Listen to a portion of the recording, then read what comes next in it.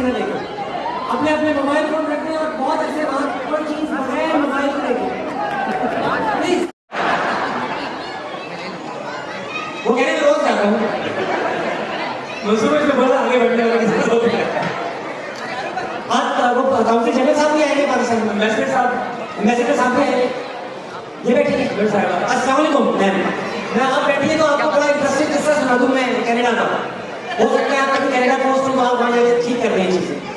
जैसा कि आपको पता है हम पाकिस्तान के जितने भी थोड़ी देर के लिए और खड़े होकर सुनाऊंगा जैसे एहतराम से।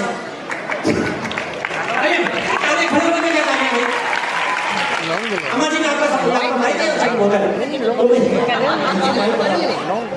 अमेरिका कनाडा में हम माइग्रेट करके चले गए तो कनाडा से एक बार हमें पाकिस्तान आना पड़ा।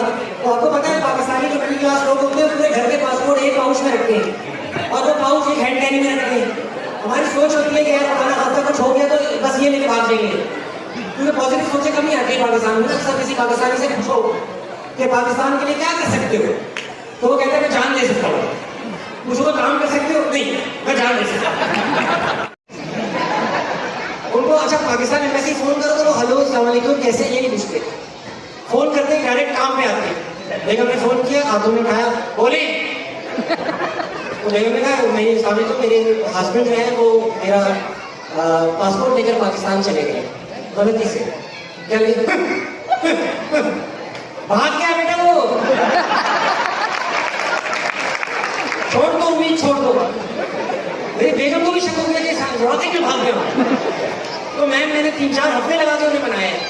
अब आप कनाडा जाएं तो प्लीज उनसे पूछिएगा जरूर मैडम से कि मैं नहीं भागा, ठीक है?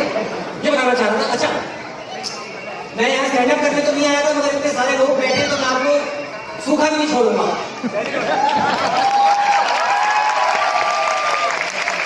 छोटी छोटी बातें करूंगा, फिर इंशाल्लाह आप जल्दी वापस आएंगे। जनवरी में will do entire stand up comedy का यहाँ पे शो करेंगे। और एक गुजारिश है, बच्चे नहीं लेके आने भाई, हो गए ठीक है, कोई हो नहीं तो लेके नहीं आना।